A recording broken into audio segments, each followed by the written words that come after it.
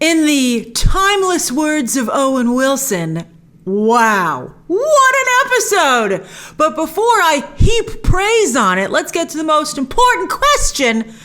Are Loki and Mobius dead? Well, obviously Loki isn't from the end credit scene, but it stands to reason that Mobius isn't either. Apparently when you get pruned, because it's Marvel Disney, you don't get killed. If it was DC, they'd be dead. But they could still come back from the underworld or whatever, but you get sent to what I would say, my theory is that it's a pruned junkyard, right?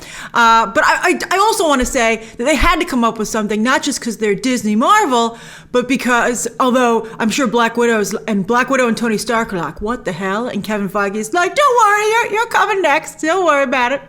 But you can't kill Mobius. I mean, it would be stupid. He's such a fabulous character. And look how much last week suffered without his presence. Although new Lokis, a batch of new Lokis, are tough competition. We want it all! So anyway, my theory, and I have to say my track record on my theories has been excellent. I held my ground that there was no time stone, and I was correct. We're not doing another Morpheus. Morpheus sounds so much Mephisto, Morpheus, Mobius, Morpheus, Mephisto. They're all too similar. But yeah, we're not doing any more Mephistos. So we have to keep, that has to be our baseline when we're coming up with theories and calculations. So no time stone. But my theory is that they're, as I said, being sent to a pruned junkyard where, it's survival of the fittest or the Lokiest. I have another theory about Mobius and Loki's, which I'll share shortly. But I think that at the very end, I think you know how they do the President Loki thing from the trailers? My guess is that's at the very end of this show, and that's why there's a season 2, because it doesn't seem to fit otherwise. So I bet that that's setting up a second season. Wouldn't that be great? Oh, wow, because they've already approved a second season, and I'm not surprised with how good this show is. So who are these Lokis, right? So Richard E. Grant, who we knew was on the show, and I knew it was him as soon as I just heard his voice, where, Loki's like, is this hell? Am I dead? He thought he went to hell. Loki, you have such self-esteem issues. Poor Loki. But anyway, Richard Grant's like, you will be unless you come with us. And he is playing traditional Loki, and he is so well cast. And he's, as I said in the watch along, he's wearing the hell out of that outfit. I mean, it looks ridiculous. But what's the sexiest thing in the world? Confidence. And Richard E. Grant is oozing with it. He's like, yeah, I look great in this. And I'm like, you know what? You do, Richard E. Grant. You do. So Kid Loki, I don't like that Kid Loki. I mean, I hopefully I'll change my mind. I changed my mind a little bit on Sophia Di Martino this week just because of the way Tom Hiddleston looks at her. So if Tom Hiddleston goes and looks at everybody great, I'll love all of them. So anyway, but it's not Kid Loki from the comics. I don't know what's going on with this hair flip, so I'm a little disappointed in that regard. So that's actor Jack Veal. Many of you said he couldn't keep this a secret. Then they have an alligator Loki instead of frog. I guess Frog Thor and Alligator Loki. Oh, that's right. Oh, so that makes sense. I heard Frog Thor was going to show up. I heard that, well, I don't want to give too much away, but, if there are a lot of Lokis, it stands to reason that there might be a lot of something else. Oh, I'm excited. And then, of course, now we have a black Loki played by Dioba Opari. They gave credits to these Lokis and the actress playing young Sylvie at the very end. And Dioba Opari is a UK actor. He's been in a few things like Sex Education, but not a lot. He's going to be famous now. And one of you asked if he was maybe a Thor Loki hybrid because he has a hammer. He might be. I mean, we'll see. But he does definitely have a hammer, which is, I'm very interested to hear what happened there. But, he has the traditional Loki getup. If they've got the gold chain or, approximate, well, they're a Loki. All right, so Loki, so great lineup of Lokis. I'm very excited for next week. I can't believe we have to wait a week, but we're all going to be there with bells on. Wow, what an episode. What an episode! And on that note, Loki episode 4 is not only the greatest Marvel episode of television to date, it is by far. I love the other shows, but this is amazing because it's better than most Marvel movies. I said it because I believe it. It's incredible. Seeing how this show is developing, I am now not at all surprised that Kevin Feige decided to totally change Doctor Strange 2 at the last minute, which is why Scott Derrickson had to leave, and give it to Michael Waldron to create a whole multiverse of madness. I mean, this show is so well written, and Michael Waldron is the head writer. I'm sure Kevin Feige was like, well, this is good. Give me all of this for everyone. And this is what you're going to see in Multiverse of Madness. You're going to see what they're doing with Loki and maybe another character for all the MCU. And it's going to be so good. I can't stand it. All right, so Kang will almost certainly be name dropped shortly and maybe even show up. Jonathan Majors, are you back there? I love Jonathan Majors. Remember, as we've been discussing, Renslayer is his boo in the comics. So I don't know if she knows about the Timekeepers. I don't know how in she is on the whole deal. I mean, maybe she's just a very good actor and she's keeping it up for the guards in the room. But, at the very end, she's like, do it, kill me. But maybe, a lot of times villains do that and they're like, I probably won't because I asked them to. Reverse psychology. No one's as good at psychology as Mobius, though. What an interrogator. But anyway, Renslayer is definitely to some degree in on it. And so, again, we know that she's going to stick around with Kang probably because that's the case in the comics. I'm excited for them to be a great duo. Now, speaking of Renslayer, I thought this was interesting. Everyone in the TVA lies, and it's the only place where Loki tells the truth. Isn't that interesting? Because in the TVA, lies are the truth is chaos instead of lies creating chaos. I thought that was really clever. Where would Loki telling the truth cause chaos, and that's a world of lies? Oh, it's great. Furthermore, Loki is also, as I said, the only Marvel show to get a season 2. Although Sam Wilson, to be fair, is getting a movie. That's pretty darn good. I'm excited about that. And we can easily see a Loki show taking shape. I have my guess as to how it will maybe be left to get ready for season 2. But I mean, you're going to have how do you just leave multiple Lokis on the table? Not only can this show go forward telling the stories of different Lokis causing chaos and mischief in their own timelines and beyond, maybe forever meeting different versions of MCU characters. Oh, this could get exciting and expensive. But luckily, Disney, certainly is willing to spend the money, especially with a major hit like this. A League of Lokis, some of you are putting it. Some of them dating. We'll talk about that in a moment. And hopefully, Mobius along for the ride. Will the TVA continue to be a problem? Will they not defeat them this season? We'll see. I love Mobius so much. What a great character.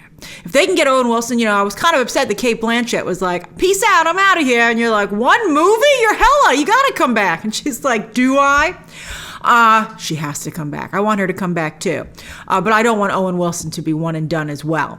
As for Loki and Sylvie's blossoming romance, we could all sense the sparks last week, but we didn't think Disney would dare. But Disney does dare. I wanted to see Loki, as I said last week, with a male love interest because I knew Disney would use making him bisexual as a loophole to not show actual LGBT representation on screen. Now, I know that, of course, they are showing bisexual representation on screen here, but it's the loophole of you can see it as bisexual representation, or you can just, you can go the other way if you want to. And I think that's cheating. And I don't like that. I have a problem with it.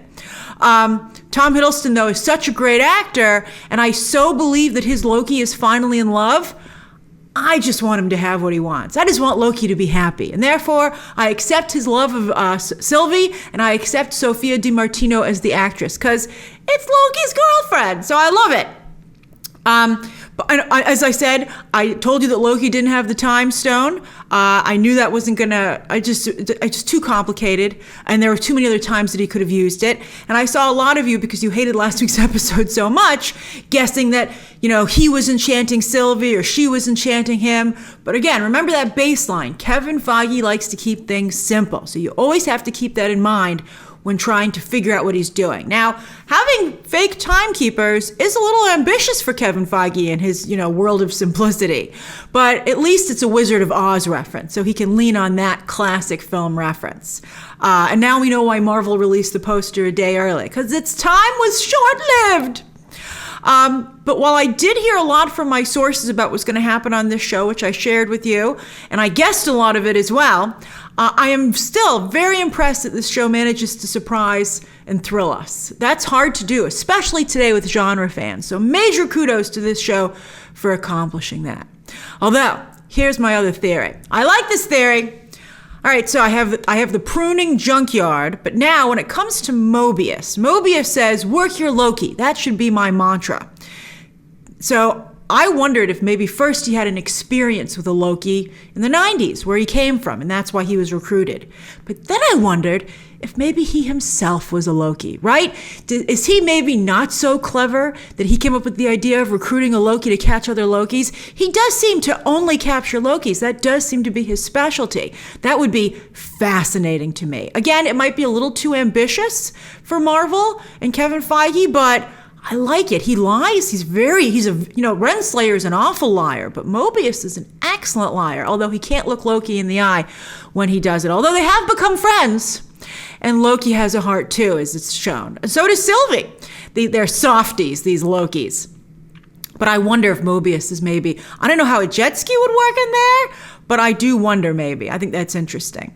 By the way, another little great Easter egg here, as many of you pointed out. I was so focused on the episode, I didn't even pick it up right away during the live stream, but you guys did. Mobius talks about, he said, it's funny we've brought in Kree, Titans, and vampires, and it's these two orphan demigods that give us the biggest problems. Vampires! Blade! Finally, Blade is on the board. I don't know when that movie's coming out. They haven't even gotten a director yet. But hopefully this is a very promising development as to finally seeing Blade. I wouldn't want he'd mess up the TVA too. Let's get Blade in this party. All right, this episode was so good. Let's get started. Now this was called the Nexus Event, where knowledge once again proves to be the most dangerous thing. Knowledge and the truth. What a great message. All right, so we start out in Asgard. At first I thought we were on the planet, although it doesn't have the purple lighting, so that should have given it away. I thought we were on Lamentis. But we're in Asgard. It's beautiful. I think it's interesting that this Asgard looks exactly the same, but it does. But it's got a different Loki. And here she is, just innocently playing with a beautiful set of toys, by the way. I had a Playmobil Pirates ship when I was little, which was even cooler, I'd like to say. I'd like to add, Playmobil toys are fantastic, so I felt particularly nice about this. And, I thought it was great that she was playing about how a Valkyrie defeats the dragon and saves Asgard. Promoting girl power, I love it, But at the same time, is that really what a Loki would play? Is that what a Loki would imagine, that Asgard would be saved, right? Maybe, was that her problem, that she was good? I mean, look at it. When she gets arrested and brought back to the TVA, and suddenly the Time Variance Authority logo is very menacing, although we always thought it was menacing. They gave it a little bit away when the way they were filming it. They were like, timekeepers, and we were like, you're focusing on it too much. Again, we know how you do stuff. We know the tricks. They're evil. So anyway, this guy's being abused, which fits with the current, really serious discussion about, law enforcement, police brutality. And then sure enough, Sylvie's like, you've got to help him. So it's like, is she a good Loki? Was that why she was arrested and removed from her timeline? I don't want that to be the case, though, because that would mean like the only good Loki was the female one, and we don't really need that narrative. And I think, by the way, it would have been really progressive. I wanted to bring this up earlier, but I'll bring it up here. It would have been really progressive to have a male version of the Enchantress, and then cast a male actor in this role and have Loki fall in love with Silvio. I mean, I think that would have checked all the boxes and allowed them to do this exact storyline and make it truly progressive. But Disney is moving as fast as Disney can. It's real slow, but we'll take what we can get. But that's what I think, So I still think they cheated. I still think they cheated a little bit, but they're doing it so well. I'll forgive it, but I'm curious how you feel. All right, so everyone's still working there. It's the same employees, although I can't believe they have the stomach to process a child. When they erase your memories as a variant, do they also erase your feelings? I'd be like, hey, Renslayer, this is a child. All right, so anyway, by the way, I never noticed before all the scorch marks on the floor, so I guess some people didn't know they were robots. So a different judge, and this was when Renslayer was still a hunter, like C-20 and B-15. So this Loki, just like the other one, breaks free, steals the Tempad, which is the worst name. It really sounds like a feminine sanitary product. And Renslayer had a different look back then. No makeup unless you're a judge, apparently. And this is where they became mortal enemies. And Sylvie escapes. And so Renslayer is thinking back on that. She's like, boy, that really came back to bite me in the butt. So she goes to visit the timekeepers in the elevator. It's like going to visit Santa. Here he is in his winter wonderland, but there's 3 Santas. And so we get our first look at them here. Ooh, it's pretty interesting and funny towards the end, particularly when you watch the episode again. We'll talk about it when we get there. But here's their first introduction. And I must say, very intimidating, very well designed. And very Wizard of Oz, which I believe is totally intentional. So yes, more TVA propaganda with the timekeepers are watching you. And so Owen Wilson's like, how'd it go? And she's, her usual like, oh, they're watching and they're very angry. And then he's like, I would really like to be able to talk to C20 because I want to find out what she meant when she said it's real. And I was like, yeah, what did she mean? And I thought about it, and I think she was talking about that the memory that she saw in that bar was real, that it was a real memory. So I think that's what it was. But Renslayer, again, the worst liar in the world, so many tells, and she's just plain bad at it, is like, we killed C20. So bad. Why did you say C20 is injured and is recovering? Like, saying you killed C20 is so alarming. I think it's like such a bad way to handle it. I'd be like, C20 is and you couldn't even question her if you wanted to because she's unconscious. I mean, at least that would still give him hope because, of course, you can't question a dead person either. But you're like, oh my God, who's next? But, saying C20 is just unconscious in the infirmary gives you hope that maybe things could turn around. You don't want to rock the boat. So anyway, all is not well in the TVA. So we're back on Lamentis, which is going out in style, and we're going to have a little romantic tete-a-tete. There's 2 rocks there for each other. Ooh, they're going to get a front row seat. So they go and they sit next to each other, and this was a really interesting conversation. First, Sylvie says, the universe wants to break free, so it manifests chaos. So it turns out the universe loves Lokis. See, they should feel better about themselves. And she's guessing that because she was simply born female, because she is the only female Loki that they've seen so far on this show, and they've showed us a couple of them, she feels that that was her mistake. That's not it. I'm sure that's not it. But then she said she escaped, and the only way she learned to hide in apocalypses. Smart kid, she found out pretty fast. Another kid Loki to some degree. And she grew up in apocalypses, and she's like, now I'm going to die in one. And I was like, that was an excellent origin story. That helped me like Sylvie a little bit better as well, because someone who was forged in apocalypses and always felt that these were the final moments emotionally is a really interesting character trait. And also explains her fashion choices. I was like, that's a weird, who would always wear a poncho? And I'm like, I guess, always be prepared in an apocalypse. And then they have a really depressing conversation where, and while they're sitting there, Mobius is looking for them. He's like, he has the variant detector turned all the way up. He's like, I like the line. It's very well written, as I said. He's like, if they even step on a leaf, and the person working with him is like, I don't even think the leaves are going to survive, sir. And you're like, it's pretty bad. By the way, B-15's like, how's C-20 doing? And I couldn't believe, again, lies, all lies at the TVA. Mobius should have been like, she's dead. She's dead. Let's talk later. I guess he doesn't want to freak out everybody else in the room, but I always feel that people should know stuff, as you know from my reporting. All right, so anyway, except for flat out ruining a movie. That's wrong. All right, so anyway, Lamentis is going down. So it's time for soul searching, a lot of therapy on this show, and all the Disney Plus shows. So Sylvie goes, do you think what makes a Loki is losing? And I'm like, I had that thought too watching this show, especially when we were looking at Loki's greatest hits in episode 1. And Loki says, no, it's surviving. And he's really nice to her. And he says, you did a wonderful job. And it's something that she really needed to hear. And you could see that he does care for her. And I thought, when I was first writing this out, I was like, it takes an impending death for Loki to finally make a move. But I realized that it was Sylvie who made the first move. And Loki's too slow on the uptake, so he doesn't do anything. But they're sitting there and they're holding hands. Oh, it's just really beautiful. And they're saved by love, which makes it worth the conversation about love last week in last week's episode, in episode 3. But considering his metaphor, let's see if either of them gets stabbed by love by the end of the season, right? Will they give Loki a long-term love interest, or will he, in season 2, be a free agent to find new love? This seems pretty serious, though, I gotta tell you, although does seem to be his first true love. Which, so moving. So anyway, they're looking at each other and they're holding hands and they're like, oh my God, what's causing this spike? There's an inappropriate joke in there. And so they're sitting there and the door's open. I don't know why they each get their own door. I don't know why they couldn't go into the same door. I guess, visually it looks great. I will say that.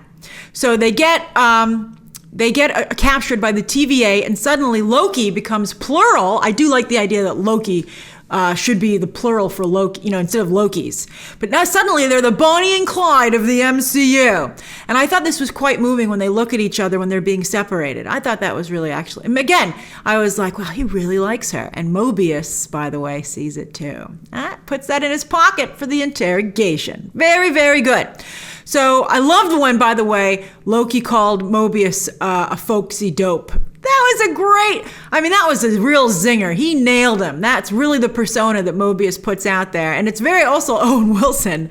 And I just thought that was hilarious. I just thought it was so good that you couldn't even be insulted by it if you're Owen Wilson, because you're like, wow, that's like right on target. It was amazing. He said the TVA is lying to you. And I think it's interesting that Mobius, he puts that also in his pocket. Mobius got a lot of stuff in his pocket. He puts a pin in a lot of stuff. And he's like, okay, why don't you ruminate for a while and I'll be right back. So he puts him in a very nice room, which is a time cell, we find out. We're getting all the lingo. And there's Jamie Alexander. I guess Kevin Feige has forgiven her for being on Agents of S.H.I.E.L.D. And they do this story from Norse mythology. Some of you pointed out it's actually from the Loki Norse mythology. And actually it was in a recent Loki comic as well. Although in the story, Sif had golden hair, which I thought was very interesting because in the comics, for the most part, she's always had black hair. So I was surprised that even in the recent Loki comic, it was blonde. That was a pretty good comic. It wasn't great. Not as good as this show, but it was pretty good if you're looking for something to pick up. But anyway, this also works very well with Jamie Alexander because she actually has short hair right now because, or when this was filmed because of the television work that she does. So he cut off her hair. She knees him in the groin because, wah, wah. And then she says something that's much more painful to him. She says, you deserve to be alone and you always will be. And then Loki's like, very clever, bad memory, whatever. He said, as I also recall, I took a warm bath and had a glass of wine and never thought of it again. And you're like, that's a lie, Loki. Because that's why Mobius picked this memory, because you haven't forgotten about it. It haunts you and it's on a loop. Oh my God, he's going to have to keep just reliving it. And he tries to talk her out of it, but I don't think he could. I think that this is it's a simulation. It always has to go this way. And then while that's going on, we go back to Renslayer and Mobius now, he can't get C20, so he'd like to talk to the variant. He doesn't know her name is Sylvie yet. He finds that out later in the episode, but he wants to speak to the other variant. And at first, they do this cutesy banter, and then things get serious because he won't stop asking. And she's like, just focus on your own variant. And he says, work your Loki. And that's where I got my theory as to maybe that he's a Loki. So he can't help but stop by the other variant's holding cell.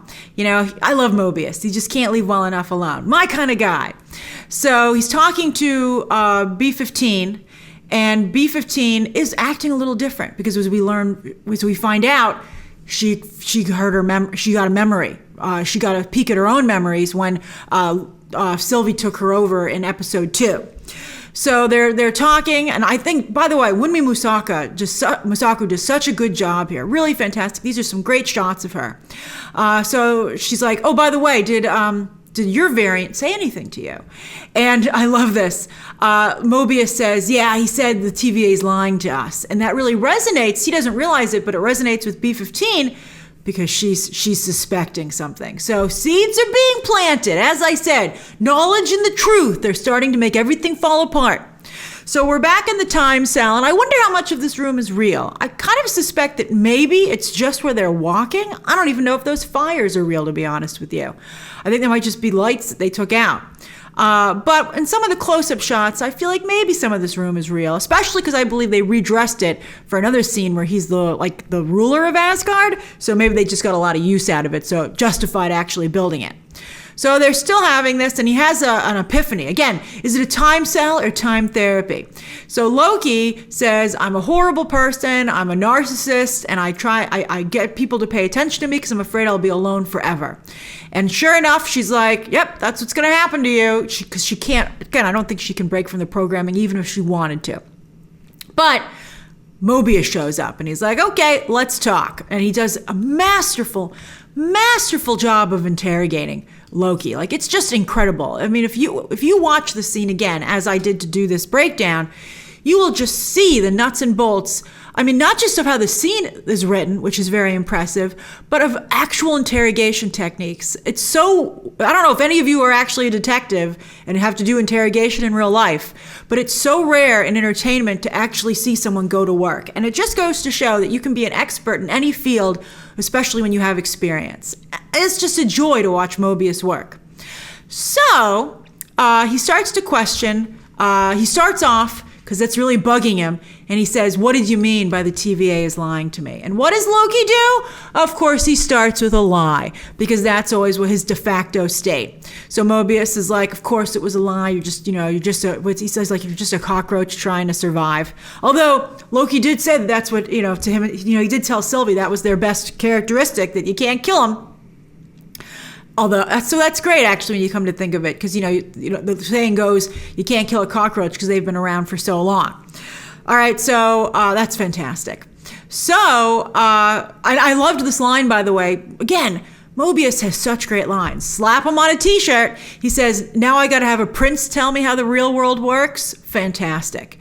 And then he says, he says this interrogation is over. You're playing checkers and I'm playing chess. This is so good. And so he says, I'm going to send you back in your time cell. And so Loki's like, wait a minute. So Loki tries to tell Mobius what he thinks he wants to hear. And he tries to protect Sylvie. He's like, it was all me. I did everything.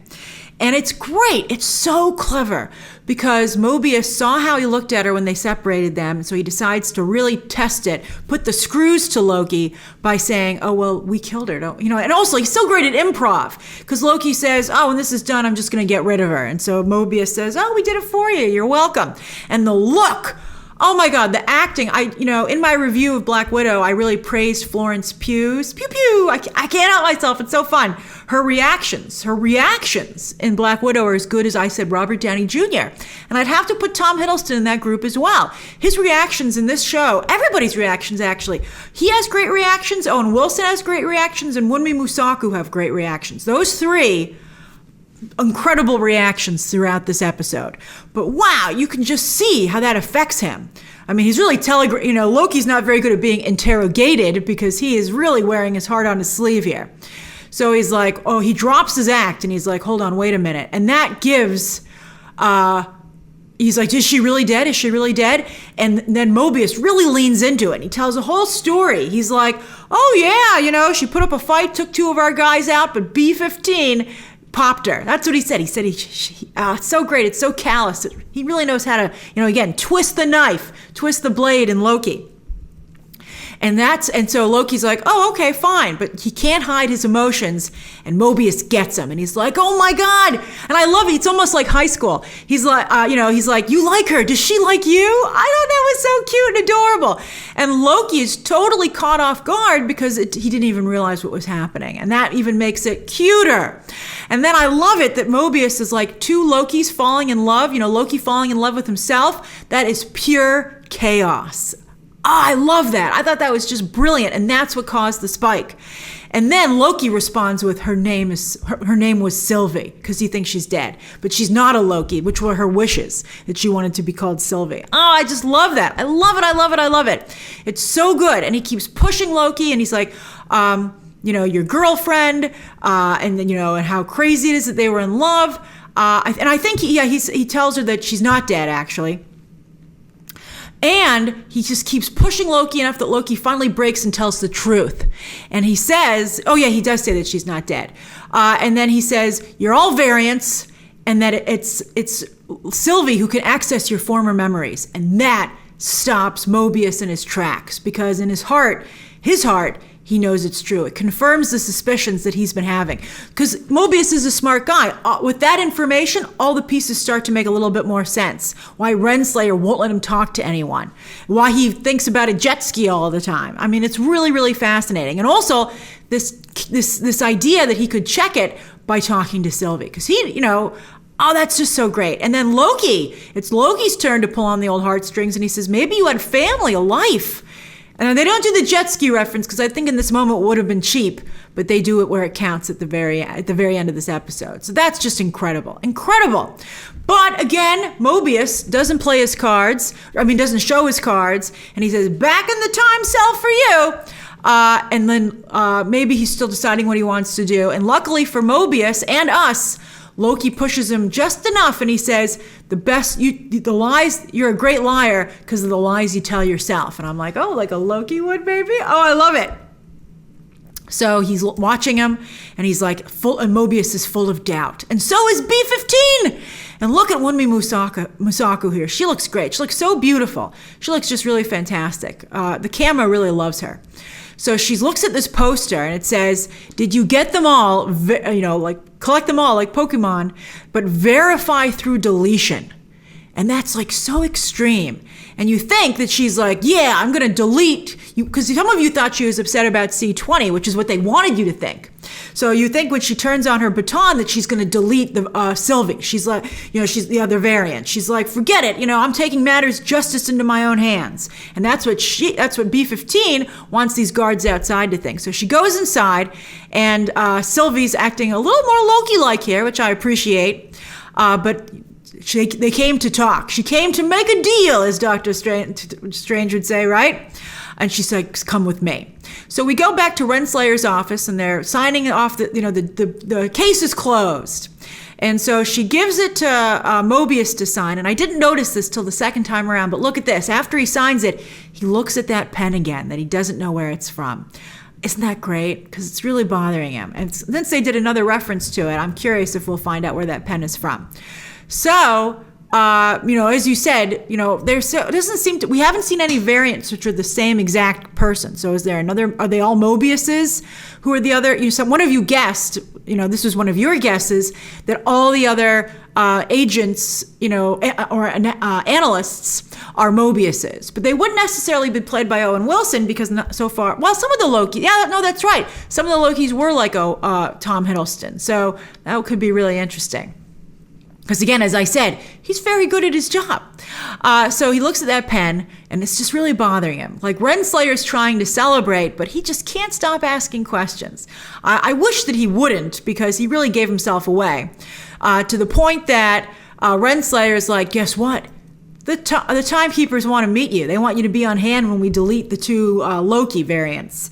And we all knew at that point during the watch along, we're like, they're going to kill you, Mobius, run for your life. But Mobius is Mobius is also suspicious, so he does a great misdirect, which was set up really well earlier in the show when he was talking about her trophies in the office back then. So he's like, what are you going to do with Sylvie's blade? And Renslayer, because again, Renslayer is not as good at this as Mobius. It's like, oh, I'm not sure. And while she goes to put the knife on her trophy shelf, he switches out TemPads. Again, it sounds so weird. But Renslayer is a little suspicious, as you can see in these shots. And I liked how in her shot, her angle, they always have the timekeepers behind her. And it's very ominous. I love it. So even though they're supposed to be celebrating, Mobius excuses himself. Meanwhile, we go back to Sylvie and B-15, who are back at Roxxon. And she's like, show me the memories again. And this is great shots, great close-ups. And she enchants her. As many of you pointed out, Sylvie is becoming the Enchantress, even though she is technically a Loki variant. And I love, Wunmi Musaku really sold this. The lighting is exactly the same in the two shots, but with Wunmi Musaku's acting and the way the music changes, it almost feels suddenly like that sunlight on her face. It's like, she's learning the truth. It was just really great. And also, so is Mobius. So horrible security at the TVA, by the way. I guess they've never needed it before, but I don't know how he's able to do this. So it's just, I can't believe this wouldn't come up on a security camera. They should be watching him intently, although I guess they kind of are. But he's able to go into this thing, which looks adorable. It looks so cute. Look at the little buttons. Is that made out of wood too? I think that's fake wood. But anyway, here's C20's file, deceased. And he's almost going to put it away. I mean, I guess he didn't believe that she was deceased, but he looks at this file, this video they have on file, her interrogation. Can't believe it wasn't immediately deleted. So anyway, she's like, it's real. That was a real memory. I was really there. We're all variants. I got to go tell everybody. Who would say that? Who would say that? If they were debriefing me, I'd be like, oh, what great. Thanks for rescuing me, everybody. Back to work. And then I'd like secretly look into it like Mobius and B15. So poor C20. She's too pure. And there's Renslayer, who not only turns off the camera and didn't delete the footage, so because she remembered she was recording it, but actually looks at the camera. Oh my God, Renslayer, are you kidding me? Kang's like, it's a good thing. It's a good thing she's sexy because that's the whole reason we still have a relationship. She keeps messing up like this. And he's even able to zoom in on her and look at the look on her face. That's a real, oh shit look. I mean, it's hilarious. All right. And he's like, oh, this is bad. And we're like, no shit. So he goes back in the time cell and he's like, all right, Loki, this is it. Do you really want to save Sylvie, you know, the other variant? I don't know why that matters so much. How about just save yourself and save everybody? And then I thought this was beautiful, really beautiful, when Mobius says, just so you know, you can be good. You can be good, Loki. You can be a good person. Like true wild card. Loki doesn't have to be anything. He's whatever he wants to be in the moment, which is so great. He's unpredictable. But that's not how they sold it. They framed this as people have always told Loki that he's up to no good and that and I think that even Mobius is like insinuating that he's done that too throughout the season. That, you know, Loki, you know, you can't he has done that. You stab people in the back all the time. You lie all the time. You know, it's your nature. And I love that Mobius is like, that's not true. You can be good. And I thought that was great. So they're like, yeah, let's do it. Team up. And they come out and the Renslayer is waiting for him. And then look at the supermodel variant they've recruited. He's so great. He's fantastic. He's totally pulling focus in this shot. Renslayer is the big villain. And I'm like, who's that dude? And look how he even takes this tempad from Mobius. He doesn't even look at him. I'm like, wow, that guy's going places in the TVA. He has such charisma and self-confidence. So he takes it back and hands it back to Renslayer, and you're like, that guy's amazing. So anyway, they're talking, and you know, Mobius tries to be like, oh, everything's great. I'm sorry, as soon as I got downstairs, I realized I had your tempad, but the jig is up. And he knows it. Look at the look on his face. And, you know, I think that it's really, again, great reacting here. Tom Hiddleston's Loki, his mind is racing. He's trying to figure out what to do. But you can see the resignation in Mobius because he's worked here a long time. He knows the drill. And you can see that again when he looks down. He's like, this is it. I'm getting pruned. Oh, it's fantastic. Renslayer knows it too. She's like, I'm pruning you. It's going to be bad. And so then Mobius goes out on a last stand and he answers her question and he goes, you know where I want to go? From the time that you stole me from. And I bet I was riding a jet ski. And that's what he says right before he gets pruned. I was shocked when that happened. Never saw it coming, was horrified. I was like, don't you dare. I'm like, it's the supermodel variant. I hate him. So he gets pruned. Renslayer can't even watch. Look at Tom Hiddleston's reaction. He's like, oh my God, you know, he has made a lot of friends over the course of this season, but he's losing them left and right. He is alone again. I guess that's partially why he reacted that way. And that's why he's so sad here. He's like, Sif was right. I deserve to be alone and I always will be. That's really sad. And also he was so sad here that was making me nervous when I was watching the episode for the first time. I was like, I thought maybe it was a ruse they were working on together, but I don't think Loki's that good an actor. Uh-oh. And so Renslayer comes to get the other Loki, Sylvie, and she sees that her hair is all wet. She's like, who was in here? And they're like, B15. And she's like, get B15. We got to prune her too. Don't worry. B15 is coming to you, as we see in just a moment. So they take them both to the elevator, and look, they both check, and Sylvie checks to see if he's okay. Oh, they love each other so much. They're in the early, wonderful stages of their relationship. So Renslayer is like, I've got it from here, because she has the little control pad so she can rewind them if she needs to. So they're in the elevator, no elevator music in the TVA, because they're going to have a very serious conversation. And then you think that maybe Renslayer, maybe she's just a pawn, maybe she's not that bad. But the way she reacts to Sylvie's question as to what was my Nexus event, what did I do that was so wrong? And Renslayer smiles and says, I don't remember. I think she does. I mean, she could just look it up, you know? I mean, she was just thinking about this earlier in the episode. But she says, I don't remember. And it's such a cruel thing to say, and she gets such joy out of it. Kang's like, there's my boo. So, and it really affects Sylvie. I mean, she gets her. But don't worry, they're going to have another rematch in a moment. So they come into the timekeeper's little area, and they look crazy. I mean, I can't believe anyone fell for this. Look at them. I'd be like, they look like, I forgot their names. You know, the two Muppets. I was so ready to say it. And it just flew out of my head right now. You know, the two ones who always sit and complain all the time. That's what these guys look like. I'm like, you guys are buying this? But just like, this is very Vision and Wanda. So just like Vision and Wanda say, we've said goodbye before, so it stands to reason we'll say hello again. Oh, tear. Loki's like, I've been killed so many times, I'm going to be just fine. I'm like, I only count once. And he's like, well, I came back, didn't I? I'm like, all right, let's see. So the timekeepers are like, we don't care, you're stupid. But then B-15 comes in and turns the tables and unlocks their collars. But still, they can't use their magic here. But that's okay. B-15 brought Sylvie's sword. So we have a fight scene, which I thought was medium. And I thought the most interesting thing was that, and this should be very, very suspicious, Statler and Waldorf. So it's just like Statler and Waldorf are bolted to their butts are bolted to the seats. You'll notice that during this fight, the timekeepers don't leave. You'd think they'd float out of there and be like, I'll see you later. So they're just watching all this. And then it's Sylvie versus Renslayer. And so they're fighting, and then Loki's taking on those two other guards. And then Loki, look at him. Oh, look, he's concerned about Sylvie when Renslayer gets the upper hand. Adorable, but they win. And then Loki gives Sylvie back her sword so she can deal the crushing blow because of what the TVA has done to her life. And she takes off that top timekeeper's head. And I didn't even realize this the first time, but as it falls down, creepily, the other two timekeepers laugh. They laugh and then they shut down. Oh, that's good and creepy. Who's back there operating them? I think it's King. And so they're like, so I guess because they were turned off, that person's escaping. So Loki and Sylvie go and they look at the head, and it's just a robot. And as I said during the watch along, Sam Wilson was right. It's always aliens, androids, or wizards. And they're like, and Sylvie's like, I thought this was over. And she and Loki are very disappointed. They have to keep going. And they're like, who created the TVA? And we're like, we know, pick us. It's Kang. Well, we can't wait for him to show up. So they're like, what are we going to do? And she's like, I can't take another pep talk. And he's like, how about a love talk? But he says, this is new for me. And you're like, oh, but my heart, it's so romantic.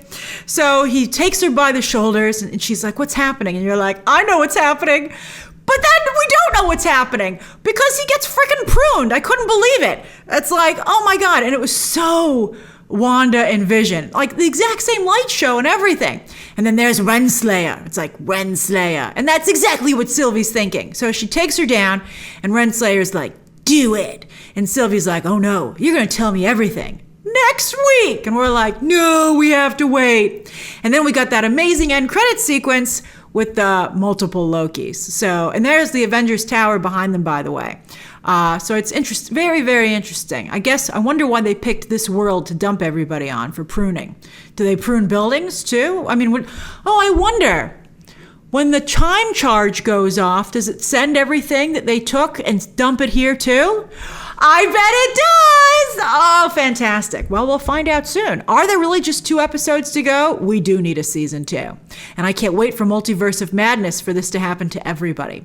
All right, so what did you think? What are your theories? What do you think of Sylvie and Loki's relationship? Do you think, you definitely think Mobius is coming back, right? Right? I think he is.